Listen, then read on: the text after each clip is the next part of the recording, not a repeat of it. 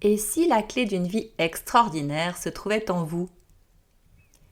Dans le 17e épisode de ce podcast, je vous dévoile un chapitre très personnel, la métamorphose de mon entreprise J'ai demandé à la Lune, en Elle et la Lune et comment j'ai utilisé le pouvoir des énergies féminines et de la créativité dont je vous parle si souvent.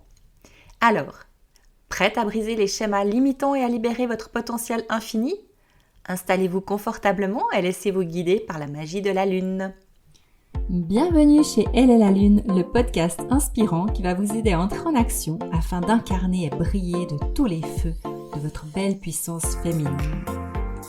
Alignement, liberté, féminin sauvage, un espace dans lequel on célèbre l'énergie féminine, où on honore sa nature lunaire en se connectant à sa véritable essence. Alors préparez-vous pour un merveilleux voyage à travers le cosmos féminin. Sans plus attendre, je laisse la place à l'épisode du jour. Bonne écoute! Bonjour à vous, chère magicienne. Aujourd'hui, on entame un nouveau chapitre passionnant avec un exemple concret de ce que nous pouvons accomplir avec le pouvoir de notre créativité toute féminine. Je vais vous parler de la transformation de mon entreprise J'ai demandé à la Lune en Elle et la Lune.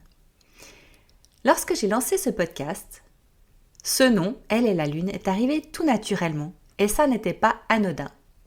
Tout simplement parce que nous évoluons ensemble. Elle et la Lune symbolisent notre lien unique, notre complicité et notre croissance commune. Ce nom met en lumière non seulement mon parcours personnel, mais aussi le vôtre, celui de toutes les femmes qui gravitent dans notre univers. Je sais que vous êtes nombreuses à ressentir ce tiraillement constant entre les exigences de la vie quotidienne et vos rêves enfouis. Vous jonglez entre famille, travail, responsabilité, et il vous reste parfois peu d'énergie pour vous consacrer à votre bien-être personnel. Vous avez l'impression de nager à contre-courant, épuisé de maintenir la tête hors de l'eau. Je connais tout ça tellement bien. Heureusement, c'est du passé pour moi. Parfois, il est nécessaire de prendre un virage radical pour se libérer et s'épanouir. C'est ce que j'ai vécu il y a encore très peu de temps en transformant mon activité, mon entreprise J'ai demandé à la Lune by Anouk, qui était mon activité initiale en Elle et la Lune. Le nom que porte d'ailleurs ce podcast.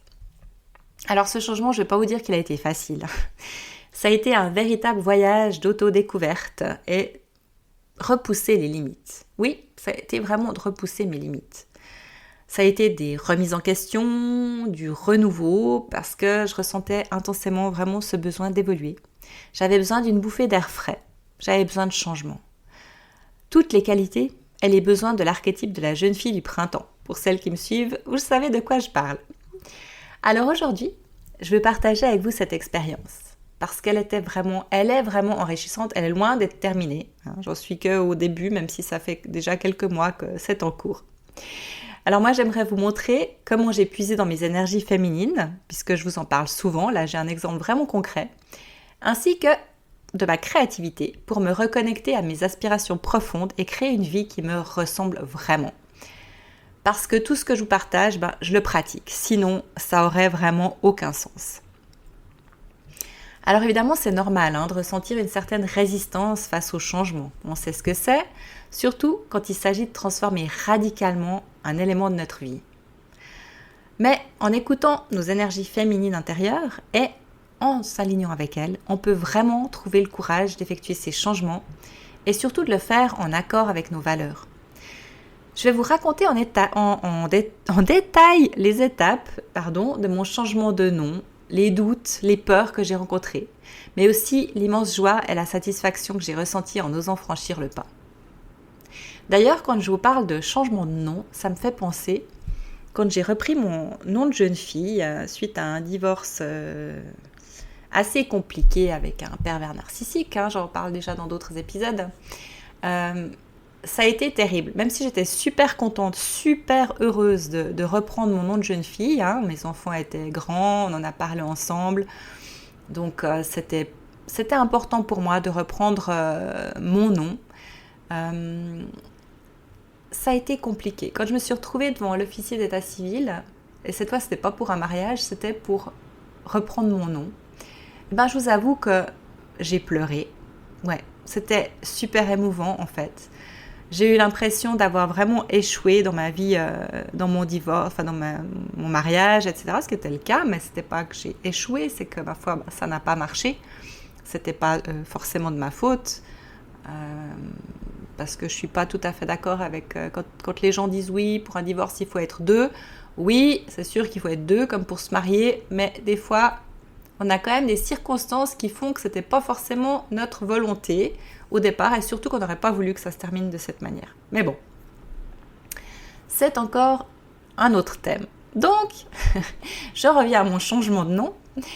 Donc, c'est vraiment un pouvoir que l'on a, le pouvoir de nos énergies féminines. Elles sont vraiment un allié précieux pour notre bien-être et notre épanouissement. C'est pas simplement une caractéristique biologique. Les énergies féminines, elles recèlent vraiment un pouvoir immense qu'on sous-estime, voire qu'on oublie bien trop souvent, et qui sont capables de transformer nos vies de manière vraiment spectaculaire. Quand on apprend à les identifier, à les comprendre et à les utiliser à bon escient, on ouvre la porte à un monde de bien-être, d'épanouissement et de réalisation de soi. Prenons par exemple notre intuition, qui est notre guide intérieur. L'intuition, cette voix subtile, vous savez, celle qui murmure à notre oreille, elle est un atout précieux des énergies féminines.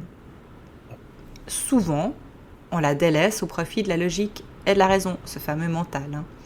Et pourtant, elle nous offre une connexion vraiment directe à notre sagesse intérieure et elle nous permet de prendre des décisions justes et alignées avec nos valeurs profondes. Alors, comment développer notre intuition ? Il faut prêter attention à nos ressentis. Observez vos émotions, vos sensations physiques, vos pensées spontanées, parce qu'elles sont souvent les indicateurs précieux de ce qui est bon pour vous, parce qu'elles vous parlent de votre intérieur, votre intériorité. Faites-lui confiance à cette petite voix intérieure, même si elle semble illogique. Illogique par rapport à quoi ? Déjà, c'est la première question. Il ne faut pas la négliger. Elle pourrait vraiment vous éviter bien des erreurs.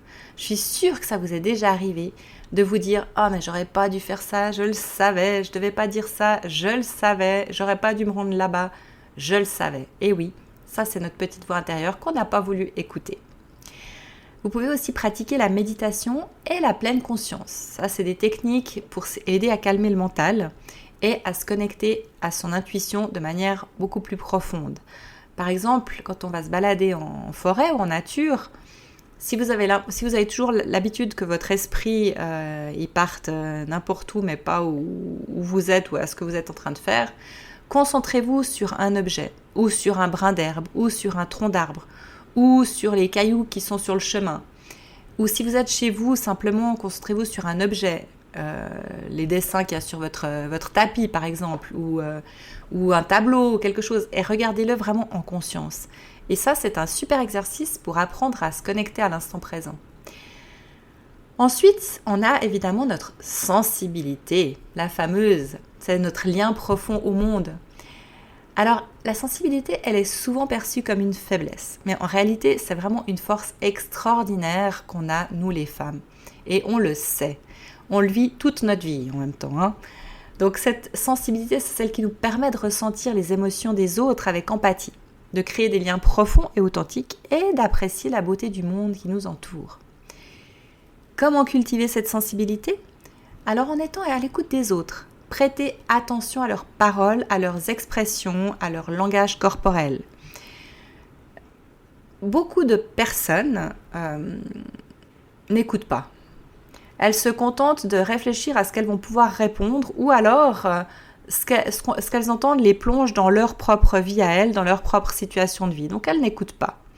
Ça, je l'ai très souvent vécu avec mon fils. On n'habite plus ensemble maintenant depuis longtemps, mais c'était vraiment quelque chose qui m'agaçait au plus haut point. C'est quand on n'était pas d'accord sur un sujet, il essayait toujours de me convaincre que c'était lui qui avait raison. Alors, j'essayais de lui parler, de lui expliquer les choses, de lui expliquer ma manière de penser. Je n'expliquais pas comment il devait faire, simplement ma manière de penser. Et je voyais très bien qu'en fait, il ne m'écoutait pas. Il réfléchissait déjà à ce qu'il allait me répondre pour pouvoir me convaincre que j'avais tort. Et ça, c'est super agaçant en fait.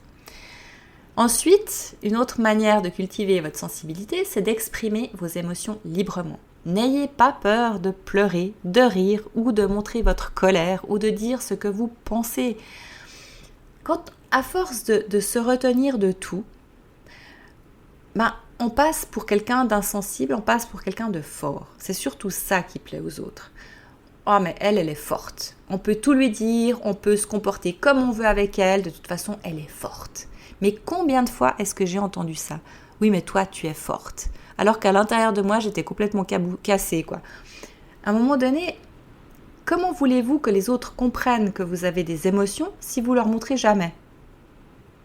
C'est une bonne question. Franchement, moi je me la suis posée à un moment donné. J'ai dit mais pourquoi est-ce qu'on me dit toujours que je suis forte, je suis le pilier, on se tourne toujours vers moi, mais par contre, alors moi, quand j'ai besoin de quelque chose, il n'y a plus personne, débrouille-toi toute seule. C'est tout simplement pour ça. Parce que pour les autres, on n'a pas d'émotion.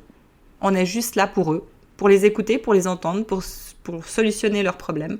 Mais on n'a pas d'émotion, nous. Non, on les montre jamais. Voilà, ça c'est une manière vraiment, à partir du moment où vous saurez exprimer vos émotions, vous verrez qu'en face de vous, vous aurez des gens qui vous entendent et qui vont prendre conscience aussi de ce que vous dites. Alors ça va en énerver beaucoup, ça va énerver certainement, éloigner de vous toutes les personnes qui veulent juste vous voir comme un pilier, comme quelqu'un qui n'est même pas humaine et qui n'a pas d'émotion, parce que c'est beaucoup plus facile. Mais ça va vous permettre d'avoir des relations vraiment authentiques avec les gens et puis d'être sur la même longueur d'onde. Ça, je peux vous l'assurer. Ensuite, vous pouvez aussi cultiver votre sensibilité en observant la nature. Si vous regardez les animaux, par exemple, ou les paysages aussi, c'est vraiment, ça amène des émotions à l'intérieur de soi, une sensibilité par rapport au monde qui nous entoure qui est vraiment magnifique. Je suis sûre que vous êtes déjà extasié devant un coucher de soleil, devant une fleur qui éclot, devant des animaux qui jouent, qui se baignent. Enfin, toutes ces choses-là, ça fait partie comment dire, du côté magnifique de notre sensibilité.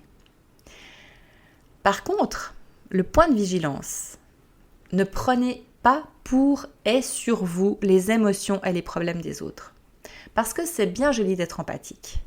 Mais ça a aussi ses mauvais côtés. Donc, soyez vraiment vigilante, prenez le temps, lorsque vous ressentez de la peine ou du tracas ou quelque chose, posez-vous la question. Est-ce que ça vient de moi ? Qu'est-ce que j'ai vécu aujourd'hui ? Où est-ce que je me suis rendue ? Qui est-ce que j'ai rencontré pour me sentir dans cet état maintenant ? Vous verrez que souvent, moi ça m'arrive en tout cas très souvent quand je sors de chez moi, je suis toute contente, j'ai des projets, je vais aller, même si c'est aller faire mes courses, sortir, parce que je vais remplir mon frigo, enfin c'est quelque chose de très banal que j'aime pas spécialement faire, mais il faut le faire. Et quand je reviens, je suis complètement plombée. Je suis là, je me traîne, je me dis oh là là, qu'est-ce que c'est pénible d'aller faire les courses et tout. Mais pourquoi ? Parce que simplement, j'ai récolté toutes les émotions qu'il y avait autour de moi. Donc vraiment, c'est important, quand ça vous arrive, de vous poser la question. Alors évidemment que si vous avez vraiment eu une mauvaise nouvelle ou tout d'un coup reçu une facture ou reçu quelque chose qui est de désagréable, alors forcément ça peut aussi venir de là. Mais la plupart du temps, c'est vraiment les autres qui projettent sur vous, mais inconsciemment bien sûr, on le fait aussi, des émotions et des choses qui ne vous appartiennent pas.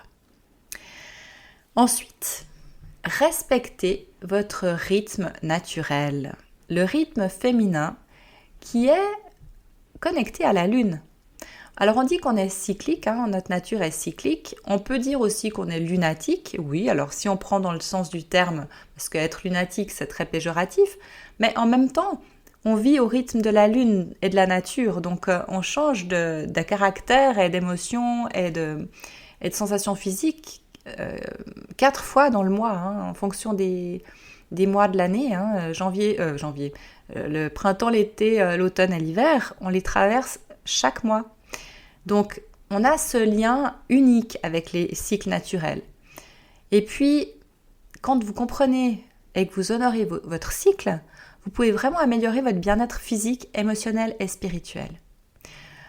Ça, c'est le thème en fait de mon entreprise. Donc, si vous en voulez en savoir plus à ce sujet, j'ai un e-book qui est disponible sur mon site internet www.jdemandealalune.ch Pour l'instant, c'est encore ce lien-là, et puis de toute façon, il va rester parce que je vais le connecter de manière à ce que, que je sois toujours disponible aussi sur cette adresse-là.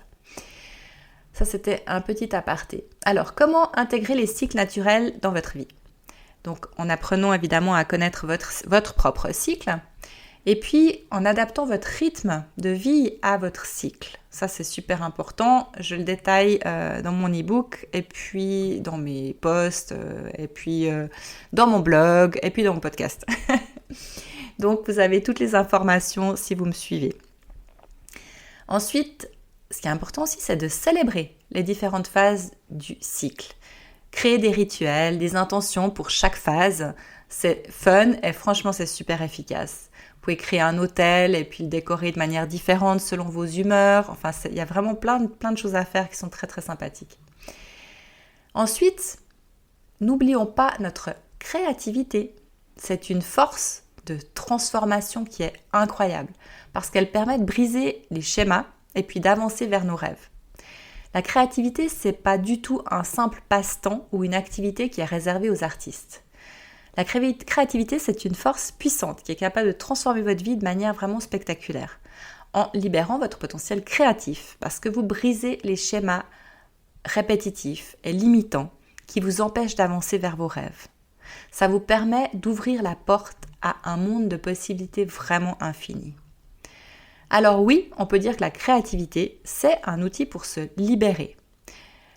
Vous pouvez exprimer vos émotions et vos aspirations profondes, sortir de votre zone de confort et explorer de nouvelles perspectives, trouver des solutions innovantes aux problèmes grâce à votre créativité.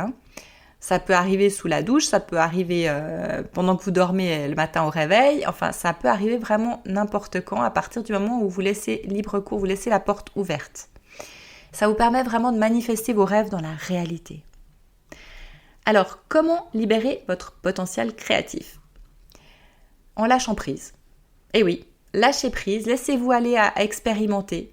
Ne cherchez pas à tout contrôler et à tout perfectionner. Laissez-vous guider par votre intuition et votre spontanéité. Parce que quand on est dans le contrôle et la perfection, on n'avance pas parce qu'on ne va jamais dans l'action. Ça se passe dans notre tête et finalement on tourne en rond et finalement on procrastine et finalement on abandonne. Alors, ne cherchez pas à ce que tout soit parfait. Lancez des premiers jets. Allez-y, même si il y a plein d'essais à faire et puis il y en a qui vont marcher et puis il y en a qui ne vont pas marcher. C'est pas grave. Pendant ce temps, vous avancez. C'est ça qui est important. Vous pouvez explorer aussi plein de formes d'expression artistique. L'écriture, la peinture, la musique, la danse, le théâtre. Il y a vraiment une multitude de moyens de libérer votre créativité. C'est important aussi de vous entourer d'autres personnes qui sont créatives. Parce que l'énergie créative, c'est contagieux. Si vous participez à des ateliers, des groupes de discussion, des événements artistiques, vous le sentez. Imaginez la dernière fois que vous êtes allé dans un concert, par exemple, ou au théâtre, comme l'engouement de toutes les personnes présentes, c'est juste incroyable ce que ça amène comme sensation. Ensuite, nourrissez votre imagination. Lisez des livres, regardez des films, visitez des musées encore une fois, écoutez des podcasts. Inspirez-vous de la beauté et de la diversité du monde qui vous entoure. Ça, c'est très très important pour la créativité. Quand je crée un épisode de podcast, ou bien pour mes posts, souvent, je me base sur une carte, soit une carte oracle, soit sur les tarots, vu que c'est un outil que j'utilise énormément, autant dans ma vie privée que dans ma vie professionnelle. Et c'est vraiment très inspirant. Ensuite, mettez cette créativité au service de vos rêves. Définissez vos objectifs et vos aspirations. Qu'est-ce qui vous fait vibrer ? De quoi rêvez-vous ? Visualisez votre vie idéale. Faites un tableau de visualisation.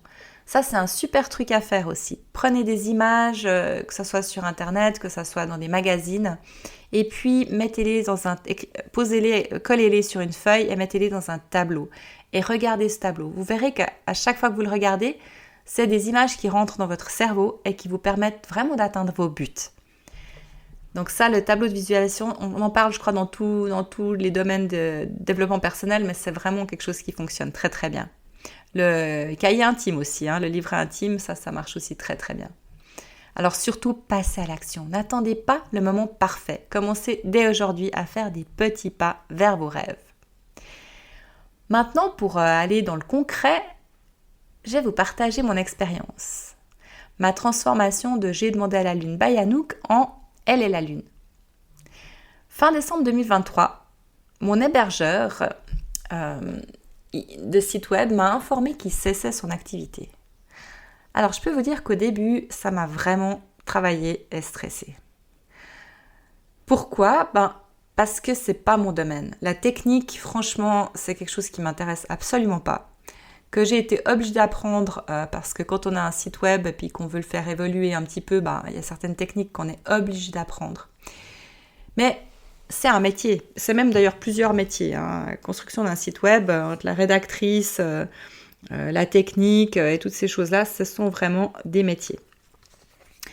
Donc, comme je ne suis pas très douée en technique, parce que j'ai bien d'autres passions, je me suis dit, aïe, comment est-ce que je vais pouvoir faire ça ? D'ailleurs, je vous avoue que la création d'un podcast aussi, c'est compliqué. Je me suis fait accompagner quand même pendant 3 mois aussi pour pouvoir vraiment créer ces podcasts. Je suis très heureuse de l'avoir fait d'ailleurs. Mais au niveau technique, ça a été compliqué. Donc pour en revenir à mon petit site web, tout allait changer. Les outils pour modifier mes pages, l'entretien du site, parce qu'il y a des mises à jour à faire, enfin bref. Au début, chaque fois que je voulais faire quelque chose, l'action que je mettais en place, elle avait l'effet inverse de ce que je voulais faire. Par exemple, je modifie une page web, elle disparaît du menu de mon site. Enfin, tout ce genre de trucs, c'est juste compliqué. Alors, à force de m'arracher les cheveux et de passer des nuits blanches, je me suis dit que j'allais tout envoyer balader. Franchement, à un moment donné, j'étais désespérée. Parce que j'ai passé des années à peaufiner ce site, à changer les textes, mes articles de blog. J'en avais une craquée, j'avais plein d'articles de blog. Mes contenus, bref.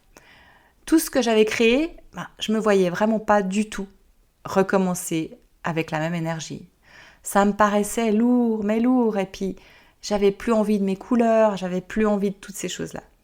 J'avais vraiment envie de recommencer quelque chose de tout neuf. Alors juste avant les fêtes de Noël, j'ai décidé de totalement lâcher prise sur le vieux et d'effectuer une refonte totale de mon site. Alors une refonte totale, il faut savoir que ça veut dire que vous cassez complètement votre site internet. Donc c'est un petit peu comme si vous fermiez la porte de votre logement avec tout ce qu'il y a dedans, et puis que vous alliez emménager dans un nouvel appartement, une nouvelle maison, avec des grandes fenêtres, toutes claires, toutes neuves, mais dans laquelle il n'y a rien du tout. Même pas les souvenirs, même pas les photos de ce que vous avez fait avant. Il n'y a plus rien du tout. Donc imaginez, oui, c'est une prise de décision intéressante, on va dire. Et puis, le problème, c'est que je l'ai fait toute seule. Et oui, j'ai l'habitude de faire tout toute seule, comme la plupart d'entre nous. Et puis, là, c'était vraiment pas une bonne idée parce que j'ai perdu beaucoup de temps.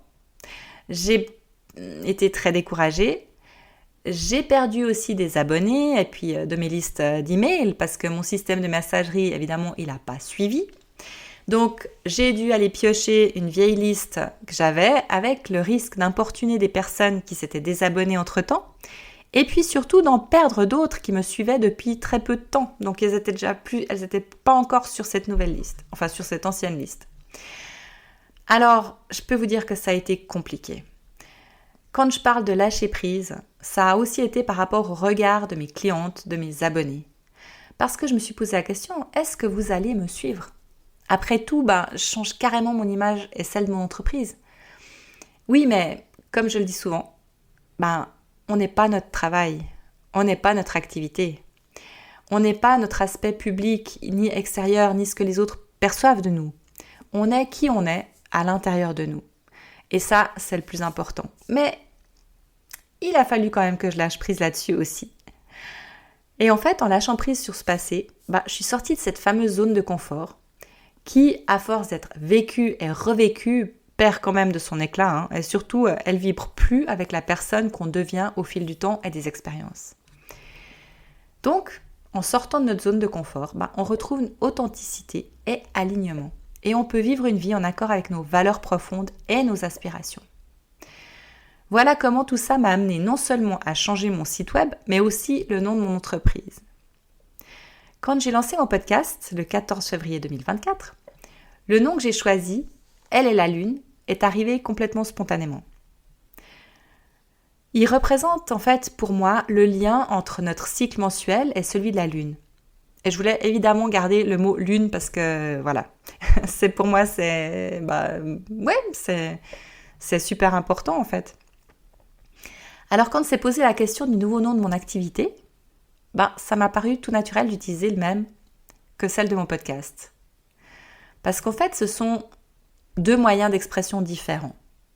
Et ça me plaît énormément. Et puis, je voyais pas l'intérêt encore de creuser pour trouver encore un Xème nom avec le mot lune dedans. Il y en a déjà tellement. Donc voilà, c'était vraiment, téléphoner, j'ai envie de dire. Voilà. Alors moi, j'espère que cette histoire, elle vous inspirera et qu'elle va vous donner aussi le courage de suivre votre propre intuition. Parce qu'il ne faut pas oublier que chaque changement, même le plus petit, il peut avoir un impact immense sur votre vie. Par exemple, je vais vous parler de quelques femmes qui ont utilisé leur force intérieure pour créer une vie extraordinaire. Parce que l'histoire, elle est remplie d'exemples de femmes extraordinaires qui ont défié les obstacles et utilisé leur force intérieure pour créer une vie remarquable. On peut parler d'Oprah Winfrey. Elle est née dans la pauvreté et la ségrégation raciale. Oprah Winfrey est devenue une animatrice de télévision, productrice, une actrice et une philanthrope milliardaire. D'ailleurs, elle est connue pour son talk show primé aux Emmy Awards, The Oprah Winfrey Show. Je pense que vous en avez certainement déjà entendu parler. Ensuite, on a Malala Yousafzai. Alors, je ne sais pas si je prononce bien son nom, je suis désolée. Elle est une militante pakistanaise pour l'éducation des femmes et des enfants et en plus, elle est la plus jeune lauréate du prix Nobel. Cette femme magnifique a été abattue par les talibans pour avoir défendu le droit des filles à l'éducation. Mais elle a survécu et elle continue aujourd'hui de militer pour les droits des femmes et des enfants dans le monde entier. Nous avons évidemment Michelle Obama, avocate, écrivaine, ancienne première dame des États-Unis. Michelle Obama, qui est une figure inspirante pour les femmes et les filles du monde entier. Dans le sport, on a aussi Serena Williams, championne de tennis, 23 fois. Elle est l'une des athlètes les plus décorées de tous les temps. Serena Williams est une source d'inspiration pour les athlètes et les femmes du monde entier. Et enfin, et la liste n'est évidemment pas exhaustive, on va parler de Marie Curie, physicienne et chimiste polonaise naturalisée française. Marie Curie, qui est la seule femme à avoir remporté 2 prix Nobel dans des domaines scientifiques différents. Ses recherches sur la radioactivité ont conduit d'ailleurs à d'importantes avancées dans la médecine et la physique. Donc ces femmes ne sont que quelques exemples de nombreuses femmes extraordinaires qui ont utilisé leur force intérieure pour créer une vie extraordinaire. On a une aviatrice, on a plein d'autres femmes. Et c'est super intéressant d'aller lire leurs histoires parce qu'elles nous rappellent qu'on a tous toutes le potentiel de réaliser de grandes choses, peu importe nos origines ou nos circonstances. Quand on voit d'où ces femmes sont parties, il y a évidemment bien sûr aussi des hommes, on est d'accord, mais ces femmes, on en parle tellement peu. C'est vraiment dommage parce qu'elles sont vraiment une source d'inspiration énorme. Et quand on compare nos propres vies, qui sont souvent compliquées, pleines d'embûches, d'humiliations, de violences, et de choses comme ça, ces femmes-là, ce sont des vrais exemples parce qu'elles l'ont vécu aussi. Et quand on voit aujourd'hui où elles en sont arrivées, je trouve que ça donne une énergie incroyable. Alors n'oubliez pas, vous êtes puissante et capable de réaliser tout ce que vous entreprenez. Faites confiance en votre force intérieure et laissez votre lumière intérieure rayonner. En conclusion de cet épisode, j'espère que vous avez pris conscience de l'immense pouvoir qui sommeille en chacune de vous. Vos énergies féminines, intuition, sensibilité, cycle naturel sont des sources précieuses de bien-être et d'épanouissement. Votre créativité est une force transformatrice qui vous permet de briser les schémas limitants et d'avancer vers vos rêves. N'ayez plus peur de libérer votre puissance intérieure. Osez explorer vos talents, vos passions, vos aspirations profondes. Le monde a vraiment besoin de notre lumière et de nos voix. Vraiment. En vous connectant à votre essence féminine et en libérant votre potentiel créatif, vous vous ouvrez les portes à une vie extraordinaire, alignée avec vos valeurs et vos rêves les plus fous. C'est la réalité. N'oubliez jamais, vous êtes une lune puissante et magnifique. Brillez de mille feux et illuminez le monde de votre beauté intérieure.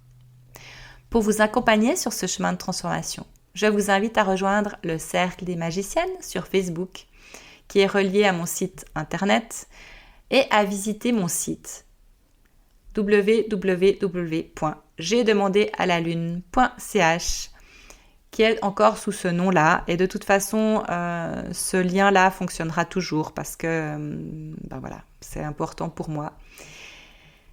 Vous pouvez également vous abonner à ce podcast Elle est la Lune pour ne manquer aucun épisode. Et si cet épisode vous a touché ou si vous pensez qu'il pourrait aider quelqu'un dans votre entourage, n'hésitez pas à le partager. Et nous, on se retrouve très bientôt pour un nouvel épisode. En attendant, prenez soin de vous et rappelez-vous, la première personne qui mérite votre amour dans ce monde et votre attention, c'est vous-même. À bientôt!